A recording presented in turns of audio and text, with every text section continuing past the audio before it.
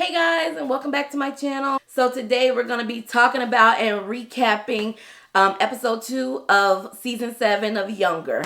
So let's jump right into it. So Liza and Maggie are talking about Maggie starting a new job as a professor at the job, and then see if she's nervous to run into the professor because she did sleep with the professor's wife in the last episode before she knew that that was the professor's wife. But now it's awkward because Maggie is working at this lady's school. Maggie asks Liza about telling Charles what she's going to do in regards to her finding out news that Quinn might be using Charles and his just like overall image and family for her rerun as governor.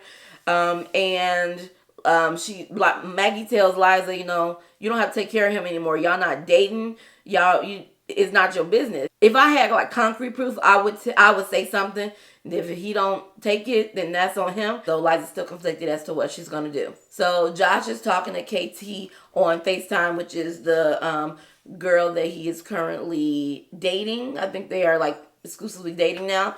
I would just like to mention that everybody like moved on like so fast in this like whole scenario. So yeah, so I think Josh moved on really fast, especially Charles moved on so fast. I don't even understand that. So Josh is on the phone with KT, and she's coming back, and Lauren mentioned something about like, because she has some of the like baby food in the refrigerator, and Josh kind of tells her, quiet it up. I'm on the phone with KT because KT doesn't. She told him in last week's episode that she does not like kids, and Josh has a baby, Gemma. So he has still not told KT that he has a baby. So that is like his issue with that relationship right now. He still has to figure out how to break it to her that he has a kid when he knows she doesn't like kids. Liza decides she's going to tell Charles about Quinn and what she heard, the information that Quinn might be using him. And when she goes into his office to tell him, just when she's getting ready to, let him know, Kelsey walks in, and then Quinn walks in. So Liza and Quinn have this stare off because Kelsey told them like they need to go in the conference room, and Quinn kind of just looks at Liza like bye, like she needs to say something to Charles. And Liza was in the middle of saying something to him, but Quinn keeps staring at her, and Charles doesn't say anything, and Liza walks out. And I just think, like, I don't know, they need to put a time frame on this, because literally it seems like Liza and Charles just broke up last week, and he don't give no care about her at all that quick. They have their meeting in the conference room, and Quinn and Liza are kind of trading insults, like slight shade. They're really trading insults. Liza's trying to be kind of nice, and Quinn is just like shading her at every opportunity she got. Okay. Liza and Kelsey talking. Kelsey's like, you gotta try to get along with her, and do not start no battle with her, because you do not want them problems. She crazy. Do not start no beef with Quinn. Just try to get along with her and be the bigger person. Maggie has her first class at the university, and it goes really well. She's like the cool teacher, and the dean afterwards walks in and tells Maggie what a good job she's doing, and she invites Maggie to dinner that night. She's like, my wife would love to cook for you, and Maggie is feeling uncomfortable because she knows she had sex with this lady's wife. She hooked up with her wife, so she's feeling really uncomfortable. So Maggie tells her, I have a girlfriend, and she's like, bring her. So she really has no excuse to get out of it, which I still think you could have said no if you felt uncomfortable enough. I still would have been like, oh no, we have plans, but she says yes. So, so she decides she's gonna go. Kelsey and Liza are meeting with Redmond, and he usually gives them really good authors, and he pitches them a mid-lit author, an author that writes historical fiction that is like middle-aged, more airport reading, and they are kind of like, why are you bringing this author to us? And he's like, that's what you guys do now. You're Empirical again, and you guys do mid-lit, which is what he calls it, literature for middle-aged people, or in that age range. And they are kind of like, oh my goodness, they didn't realize that is what they are known as now. But it is, with the authors that they have been recently getting, that is the category that they fall in. So they are kind of like, we need to figure out a way to make it young and make us as a company young and fresh. We need something to bring in young authors. and new people, because they don't want to be known as just mid-lit. So having a conversation in Inkberg later that night, Liza comes up with they should do like a salon type of speakeasy writers workshop to kind of invite young new authors, unpublished writers, to come and read their pieces, to come and read their stories, and then maybe they can find someone, like a diamond in the rough, and they can find new authors for Empirical. And they decided to call it the Incubator because it'll be at Inkberg. After they come up with the concept of the Incubator, she gets a text from Charles asking, like, I know we didn't get to speak earlier. What was it you wanted to speak to me about? And so she just decides, she's going to mind her business and not tell him about Quinn because that's not her business anymore. So she's just like, gonna mind mine. We go to Maggie and Lauren showing up at the dean's house because she's gonna pretend Lauren is her girlfriend because she told the dean she had a girlfriend. And when the dean first opens the door, already the dean's wife is giving Maggie like the sex eyes behind her back, and like Lauren's like, what the? So at the Incubator, they have the Incubator later the next night, and at the Incubator, Liza ends up finding a shy author who didn't really want to read in front of everybody, but gave Liza her story, and Liza read it, and she thinks it's really good. Her name is Dylan Park. During the dinner at the dean's house, the girlfriend, the wife, is still flirting with her, even though Lauren is sitting there pretending to be her girlfriend. Lauren's like rubbing all up on Maggie, trying to pretend to be a girlfriend. And I guess the girl gets jealous. She goes into the bathroom and starts sending Maggie these news. Like, she doesn't care. She doesn't care. And and Maggie is just really just torn about what to do. And it's very obvious. Like, the dean is completely oblivious because the girl was doing it in front of her face. Like, she was giving her the eyes, giving her the everything in front of her face. So maybe it's just something that the dean knows, and she just let her wife do what she do, and she must know about it because it seems very obvious to me. After Liza shows Kelsey the manuscript, and they both decide that they really love it, like it's new, it's young, it's fresh, they love the story, it's funny, it's interesting, they decide they're going to show it to Charles as a possible new add to Empirical. So we go back to Josh's apartment. Josh is not at home. He's on his way home. But he calls Lauren and says, can you let KT up? Because KT, his girlfriend, I guess, KT is coming up, but he's not there yet, so just let her up. And so when Lauren lets KT up, KT comes in and sees like baby stuff on Josh's bed, diapers, wipes, things like that. And she asks Lauren, like, what is this stuff? Why does he have baby stuff? And Lauren's like, that's between y'all. I ain't got nothing to do with that, because again, KT doesn't know he has a baby. So she's like, it's none of my business. And she runs out. And so KT's kind of looking like, what? Kind of looking kind of confused at Quinn's launch party, because Quinn is writing the book, The F Words, about failure. Quinn is writing the book, so they're doing her book launch party. And like I said, first of all, Liza looked good. I love that dress that she had on, that colorful dress. Liza, after talking to Kelsey, she gets like a message at the book party, and it's from the ex-campaign manager who told Liza that Quinn was going to use Charles for her run for governor, but Liza had decided to drop it. But the lady messages her again and is like, it's happening tonight. She's gonna make her announcement for a run for governor tonight. And and she's like, I bet you was a lot of reporters at that party. And it was, because they was talking about how it was a lot of like more media people than usual for a book launch. It was just a lot of people that usually wouldn't be there, like reporters and things like that. And so she's like, she's going to definitely run tonight. She's going to definitely announce her run for governor tonight. So Liza looks around and sees Quinn and Charles together, but they also brought Charles' daughters, which makes them look kind of like a little family. And Kelsey lets Liza know that, Quinn insisted that he brings them. And my thing is, though, how long have Quinn and Charles even been dating? Like, when do you introduce your daughters to a woman that you have been dating? Like, it seemed like they just started dating. I couldn't even imagine, like, people just introduce their kids to random people they're dating as soon as they start dating them. That seems weird to me. I don't know.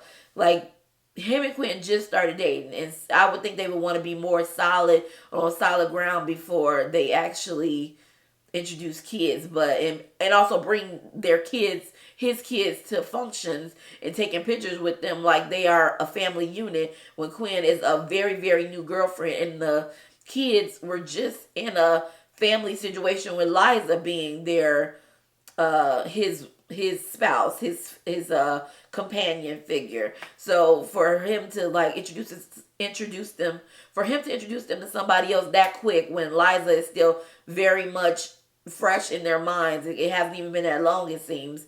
That, I think that was kind of, besides the point of what Quinn might be doing with her ulterior motives, just like the fact that they have just gotten over Liza being with them, and now you introducing some new woman who they don't even know, you know? So seeing this, Liza is like more worried, because like she said she was going to drop it, but the evidence is playing out in front of her face that, yeah, Quinn is definitely going to try to use him and his family. So she decides to go up to him, and actually she wants to tell him what she learned, the news that she received. Flips back to Josh at his, he's finally gotten home. And like I said, Lauren let KT in, so KT is in his room. And he finally comes into the apartment, but he has Gemma with him. And again, KT doesn't know he has a daughter. So he's like planning on introducing them this way. I think he should have told her first, then introduced them, but he decides to just come in with KT. And when he comes in with KT, his bedroom door is closed. And he puts KT down, and then he opens the bedroom door, and he puts Gemma down, and he opens the bedroom door, and he sees KT on the bed in the diapers and with a pacifier, dressed like a baby, because she assumed he was into that. So that's why she put those things on. She thought that was why he had those things on his bed. And Lauren said that's between you and him. So I guess she just figured that that's what he wanted her to do, is to dress up like a baby. And he was shocked, and then the baby starts crying, Gemma starts crying, so she realized in that moment that actually these were actually for a real baby, and she is sitting there looking crazy. So they switch back to the book party, and Liza goes and approaches Charles to tell, because he's finally alone, and he approaches Charles and the girls, and they hug her because they like Liza. They've always liked Liza. She tells him, like, I need to talk to you. And while she's telling him that, someone comes up and tells him that Quinn wants to borrow the girls. For like to take pictures or to make an announcement or something, and he's like, go ahead. And so Liza's like, wait, what? You let her make announcements with your kids, like take pictures with your kids, use your kids as like kind of like props? And he's like, no, it's fine, like it's no big deal. And she's thinking like, you only been dating her this long, and you letting her do all this with your children. I also agree. But he's like, it's fine, because as far as Liza knows, nothing else is happening besides this Quinn trying to use them. So he lets them go, and so she's like, she's going to try to tell him that she's trying to make an announcement to run for governor, and using him as a prop and his family as a prop, so that she looks very like warm and kind and inviting, like she's a family woman. And so she tells him that what she learned, that Quinn is using him, and he's like, you got it all wrong, Liza, you're wrong. And she's like trying to explain, like, I got it on good authority from this person that Quinn is using you, and she's going to announce her run for governor tonight. And he's like, it's not what you think. And as she's talking to him, and he's still not, like, he's not even looking at her, he's looking at Quinn and the girls, like kind of ignoring her. I was like, you can look at her like, what? For you to have wanted me to marry you last week, and for you to treat me like I am nothing this week, baby, I am glad I didn't marry you. Glad. Dodged the bullet. Thanks for that. Keeps looking at Quinn, and she's like, you're wrong, Liza. As she's talking, Quinn and the girls are on stage, and they announce, and she's thinking he's about to say, I'm running for governor. She's thinking that that's what Quinn's going to say. And then Quinn announces that she's opened up a scholarship for children. So Liza's kind of like dumbfounded and stumped, because that's not what she expected to be announced tonight. So she turns around to Charles, and she's like, oh my goodness, I'm so sorry. I had on good authority that she was going to announce her run for governor. I was wrong. I'm sorry. And Charles is like, it's okay. And then he says, But from now on, stay out of my business. And I was like, oh. I can't believe Charles. I really can't. He tells her, like, stay out of his business. And I was just like, you switched it up real quick. Maybe because he's hurt because she doesn't want to marry him, that he's like putting his energy out to her like that, like angry energy and like I don't care energy because she didn't want to marry him. But that woman said she loves you, and you said you loved her. And I just was very put off by Charles that he would just be like this. Like, Liza doesn't come out and accuse people like this for no reason. She's not a liar and mean and manipulative. Well, she do be lying. She do be lying. But she's not mean and manipulative, things that Quinn has proven to be. So why would you assume that I'm doing this as like in a bad way? I was like, Charles, I'm already team Josh. Don't make me be against you now. I wasn't against you. I'm just team Josh. But now I'm just like, Liza, go talk to Josh. Forget him. Forget him. So Liza's leaving, and as she's about to get into a cab, Quinn comes out, being annoying. Quinn comes out, and it's like Liza calls her before she can get into the cab, and she basically tells Liza, you need to double check your facts. You're trying to start rumors. And Liza's like, no, it wasn't a rumor. I heard it from a credible source. I heard it from your ex-campaign manager. And Quinn says ex. Like, she's still my manager. Quinn says she still works for me. And Liza's kind of like, you set me up. So basically, Quinn planted this girl to tell Liza this false information, or at least at the wrong time. She told Liza that this was going to happen tonight so that Liza would do this and kind of embarrass herself in front of Charles. And so Charles doesn't trust Liza and thinks she's just kind of like a jealous woman, a jealous ex. So Quinn had the campaign manager feed that to Liza so that Liza would do what she did. And Quinn is kind of like, you did it to yourself. I would never announce my run at like kind of like this low-key rinky-dink establishment. She's like, when I do run again, it'll be in a bigger, better, like more flashy way. So there's that. And she tells Liza, you think you're helping him, you think you are like trying to protect him, but you're really hurting Charles by keep holding on. But I don't think that's keep holding on. If you think your friend, even if they were just friends, if you think your friend is about to be used, you would tell them. Whether it's your ex or you're not, I would tell them that this lady is trying to use you and your daughters, who I have affection for. So, yeah, so she tells Liza, stop trying to hold on to him. All you're doing is hurting him. And Liza is trying to, like, go back. Like, Liza was trying to say something else, and Quinn's like, no need for a rebuttal. And she walks away. And I was like, what? Liza didn't even get a chance to combat what Quinn was saying because Quinn just walked away and was like, it's quiet, ain't no back talk. I can't stand Quinn. But she is a boss. But I can't stand her. The next morning, KT and Josh are outside. KT did end up spending the night after the whole baby debacle. After the whole baby debacle, she did end up spending the night. It seemed like they had like kind of a funny night. Gemma was crying all night, but Gemma seemed to like KT, which Josh mentions to KT. And Josh kind of think everything is doing good. Everything is good, all gravy. And KT is kind of looking weird and uncomfortable periodically as they're walking down the street, pushing Gemma in a stroller. And she says, your daughter's great.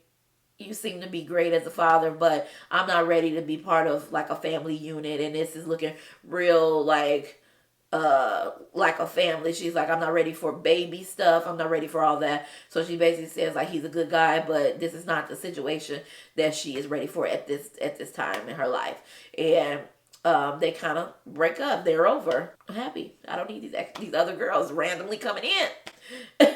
So Liza and Kelsey are at Empirical the next day trying to pitch to Charles about the incubator, their idea for this writer's workshop for young, fresh writers. And then they pitched the Dylan Park book that they found that they really love. And Charles is kind of like, you seem passionate about it. But then he says, but right now himself and the board are only looking to take in money makers, those mid-lit authors that Redmond mentioned, authors of those similar things that they know for a fact will sell. They're not in it for any passion projects right now. They want to only do these big blockbuster things that will sell that they think are a sure thing, and he doesn't want to take on this idea that they have, and he doesn't even give it a chance. And so, Kelsey's kind of like, you're not even gonna read it, and he says no, like they only want this. And Liza looks at him and is kind of like, you're right, this is new and fresh. And Millennial was about that, not Empirical. Empirical, is kind of with this, the old school. And Millennial was what was new and fresh. And was able to take chances on people. Millennial definitely would have picked up this book. And she just straight away says, thanks, I understand. And she picks up her stuff, says thanks him for his time, and walks out. And Kelsey is looking like flabbergasted. Kelsey walks out with her. And Kelsey's like, we could have convinced him. Why didn't you fight for it? We could have made him do it. And she's like, yeah, we probably could have convinced him, but this is ours and we should do it. Her and Liza's like, me and you, like her and Kelsey should find a way to do this. She's like, we don't have any capital behind us. Like, Incubator doesn't have money to offer Dylan Park a book deal. And Liza's like, we got to think about it. We got to make a plan, but we shouldn't give away our idea to Millennial. I mean, not Millennial. We shouldn't give away our idea to Empirical for them to stamp their name on it and take credit for this idea that she had when they can probably curate it themselves. And so that's what Liza seems to be heading towards, trying to figure out a way to make Incubator happen. So they're going to try to do it themselves, which I'm excited to see how that plays out. That is the end of episode 6. But thanks guys for watching. Please like and subscribe to this channel. If you have any comments about the videos, leave your thoughts below. Leave your thoughts on the episode, please. I would love to read your comments. And thanks again for watching. I'll see you on the next video.